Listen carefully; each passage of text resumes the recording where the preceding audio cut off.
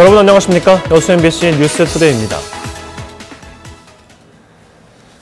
여수 지역 관광객 증가에 따른 주민 불편이 이어지고 있는 가운데 체류형 관광 정책과 지역 균형 발전이 시급하다는 지적이 나왔습니다. 여수시 의회 송재형 의원은 최근 임시회 10분 발언을 통해 유럽과 동남아 일부 국가의 경우와 같이 관광객 증가에 따른 부작용이 커지고 있다며 관광객이 줄더라도 체류 기간을 늘리는 방향으로 정책을 바꿔야 한다고 주장했습니다. 송 의원은 이어 해양공원 등 특정 지역에만 몰리는 관광객을 화양지구와 소호지구 등 다른 지역으로 적절하게 분산할 수 있는 대책이 필요하다고 강조했습니다. 경찰이 가을철 교통사고 예방을 위해 대책 마련에 나섰습니다. 전남지방경찰청은 다음 달까지 지자체 등 유관기관과 함께 도내 운수업체와 학교에서 교통안전 홍보 활동을 펼치고 특히 고속도로 암행순찰차 운영과 함께 졸음운전, 차량 불법 개조 단속을 실시해 사고 요인을 줄여나갈 계획입니다. 최근 3년 동안 도내 행락철 교통사고 분석 결과 오후 2시에서 4시 사이에 사고가 집중됐고 사고 유형은 안전운전 의무 불이행이 가장 많았습니다. 수도권 등 광역시와 비교해 지역은 예체능 교육 인프라가 열악한 게 사실입니다. 상대적으로 소외된 지역 관현악단 청소년들을 위해 해마다 프로 연주자들이 재능 기부에 나서 관심을 끌고 있습니다. 조희원 기자입니다. 강당에 모인 수십 명의 학생들이 저마다 악기를 쥐고 빛나는 눈으로 지휘자를 바라봅니다. 악기 소리를 내는 법부터 서로의 소리를 듣고 음을 맞추는 법까지 세세한 부분을 교육받습니다. 선생님이 끝날 때까지 악기 들고 있기. 하나, 둘, 셋, 넷.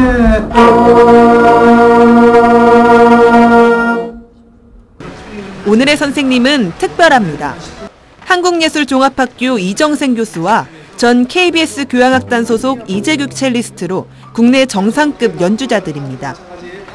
평소 지역 학생들이 접하기 힘든 실력 있는 음악인들의 가르침에 학생들의 눈은 기대감으로 반짝입니다. 드럼 잘 치는 법이랑 앞으로 어떻게 하면 잘 치고 잘할지 배우고 싶어요. 제가 부족했던 점을 알려주셔서 감사했어요. 지난 15일부터 일주일 동안 여수에서 지역 청소년들을 대상으로 마스터 클래스가 열렸습니다. 관내 5개 초등학교 관현악단 학생 200여 명이 수업을 받았습니다. 매년 이맘때 열리는 여수 마칭 페스티벌의 일환으로 인프라가 부족한 지역 청소년들에게 특별한 교육의 기회를 제공하기 위해 이 같은 자리가 마련된 겁니다. 제가 가르쳐 보니까 기대했던 것보다도 항상 학생들이 그 잠재력이 굉장히 많이 있어요. 그래서 이제 이런 프로그램이 교육 프로그램이 앞으로 지속적으로 계속적으로 많이 되면 이런 그 학생들의 그 이런 기량 향상에 많이 도움이 될 거라고 생각합니다. 이번 교육에 참여한 학생들은 모두 오는 26일 열릴 여수 마칭 페스티벌 무대에서 공연을 선보일 예정입니다. 실력 있는 음악 교육에 늘 목마른 지역 청소년들, 어른들의 재능 기부가 갈증을 풀어주는 작은 오아시스가 되고 있습니다. MBC 뉴스 조희원입니다. 올해 고흥 군민의 날 행사가 그동안의 문제점을 개선하고 내실, 참여, 화합에 주안점을 둔 군민 종합문화제로 개최됩니다. 고흥군은 다음 달 1일 군민의 날 행사를 새로운 시작, 미래를 향한 하나된 군민이라는 주제로 군민 모두가 부담 없이 즐길 수 있는 축제가 되게 하겠다며 그동안 읍면의 부담이었던 가장행렬과 입장상, 응원상 등을 폐지하고 군민 참여 프로그램을 대폭 늘리기로 했습니다. 고흥군은 특히 유명 가수 초청으로 막대한 예산을 지출하고도 군민 참여는 저조했던 전야제를 없애는 대신 행사 당일 지역 출신 가수를 대거 초청해 군민 화합 축제가 되도록 한다는 구상입니다. 광양시가 드림스타트를 통해 취약계층 아동들의 학습 능력을 향상시키는 다양한 서비스를 제공하고 있습니다. 광양시 드림스타트는 가정 형편으로 인해 제대로 된 학습 환경 조성이 어려운 아동에게 맞춤형 공부방을 제공하기 위해 사랑의 공부방 꾸미기 프로젝트를 추진하고 있습니다. 이와 함께 도서 지원과 한글 깨치기 공부방, 가정방문 1:1 학습, 학습 나눔 학원 연계에 나서고 있습니다. 폭염과 가뭄이 이어지면서 지난 5년간 전남에서는 41개 저수지가 바닥을 드러낸 것으로 조사됐습니다.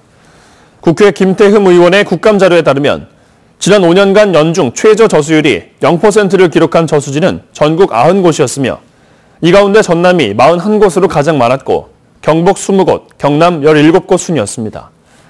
특히 진도 지산면 와우 저수지는 지난 2016년부터 올해까지, 구례 대지 저수지는 2013년부터 2015년까지 각각 3년 연속 물이 바닥나 농민들이 물 부족에 시달렸습니다. 에너지 기업들이 속속 입주하면서 나주 혁신산업단지가 활기를 띠고 있습니다. 수도권 등지에서 공장을 옮겨온 기업들이 서둘러 제품 생산에 나서고 있지만 인력을 구하지 못해 어려움을 겪고 있습니다. 이계상 기자가 보도합니다. 전력 사용량을 자동으로 금침하는 장비를 생산하는 업체입니다. 서울 수도권에 있던 공장 설비를 재작년에 나주 혁신산업단지로 옮겼습니다.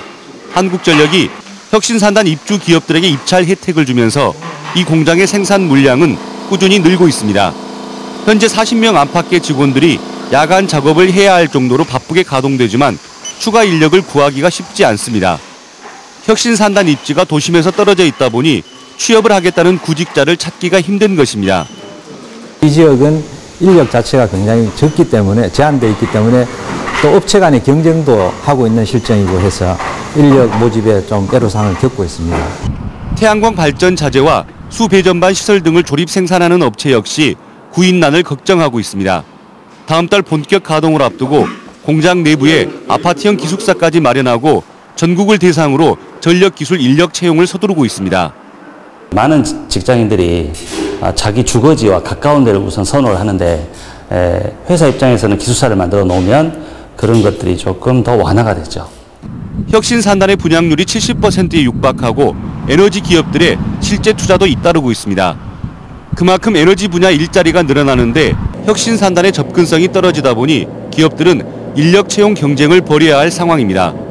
맞춤형 인재 양성을 위한 에너지밸리 산학융합 캠퍼스가 내년 상반기 중에 문을 열 예정인 가운데 기업들의 구인난을 덜어줄 종합대책이 마련돼야 한다는 목소리가 높습니다.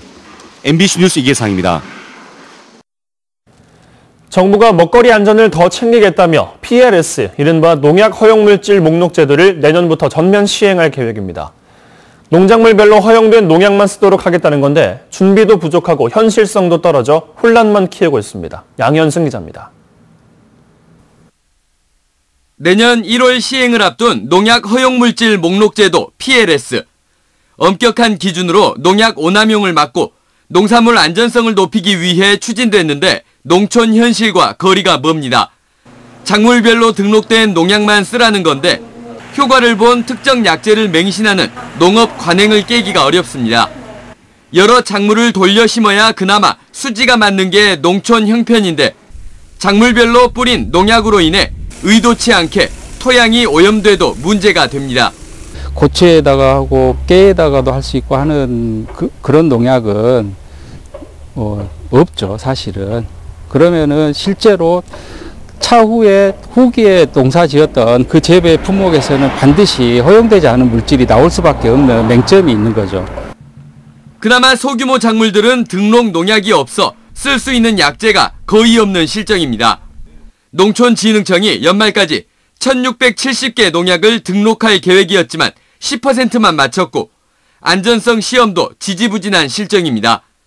안전한 농법의 필요성은 인정하지만 워낙 고령층이 많아 관행농법을 탈피하기 쉽지 않고 일단 용어 자체가 생소해 잦은 홍보와 교육도 미진합니다. 자칫 관행농법의 결과로 농민들만 100만 원의 과태료를 물게 될 상황입니다. 잔류농약이 검출됐을 때 결국에 판매하지 못했을 때 우리 땀 흘려서 농사지었던 농민들의 그 아픔이 상당히 클 거다.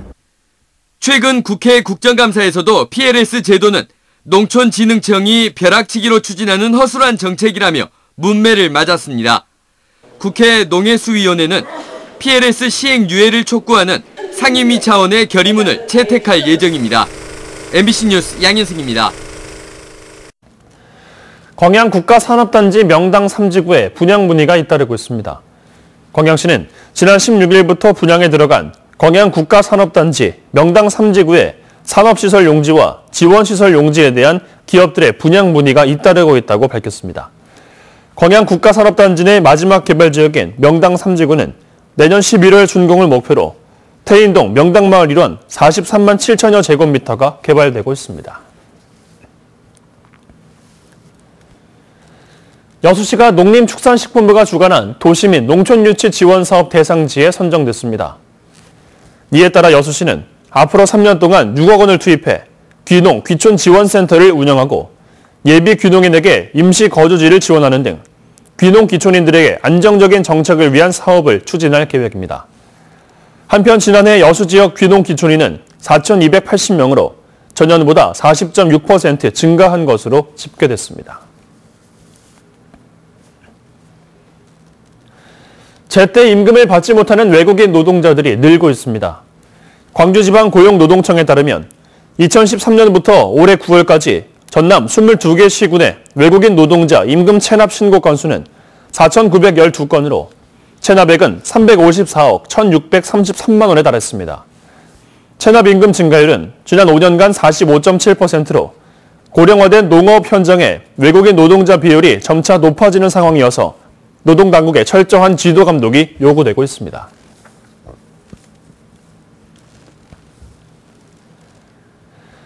전라남도가 계속 줄어드는 인구 문제 해소를 위해 젊은 세대의 경제적 자립 기반 지원 시책을 선도적으로 추진하겠다고 밝혔습니다. 전라남도는 특히 청년들의 기초자산 조기 형성과 조기 결혼을 돕기 위한 청년 취업자 주거비 지원 사업과 일찍부터 노후에 대비할 수 있도록 하는 청년 생애 최초 국민연금 지원 사업을 추진하고 이 같은 선도적인 사업의 대상과 범위를 계속 확대해 나가기로 했습니다. 전남도는 또 최근 청년층에게 가장 인기 있는 지원 사업인 청년 희망 디딜동 통장과 도민평가단 우수사업에 선정된 꿈 사다리 공부방도 지속적으로 늘려나갈 계획입니다. 전남에서 치매를 앓고 있는 노인 실종자가 매년 200명 이상 발생하고 있습니다. 전남지방경찰청은 도내에서 지난 2015년부터 3년 동안 매년 평균 271명의 치매 실종자가 발생했다고 밝혔습니다. 월요일인 오늘 전국에 구름 많은 가운데 일교차 큰 날씨가 계속되겠습니다. 현재 대관령의 수온주는 영하권까지 떨어져 있고요. 서울도 8.9도까지 내려가 있습니다. 한낮에도 구름이 가득하기는 하겠지만 그래도 서울이 19도까지 오르겠고요. 그만큼 일교차도 크게 벌어지겠습니다. 또 오늘 서울 등 대부분 지방은 미세먼지 농도 대체로 보통을 유지하고 있는데요. 대기 정체가 이어지고 있는 경기 남부 충북 지방은 초미세먼지 농도가 약간 높게 나타나고 있습니다. 내일은 미세먼지가 유입되면서 수도권 지방까지 공기가 탁해질 전망입니다. 활기찬 하루 되세요. 날씨였습니다.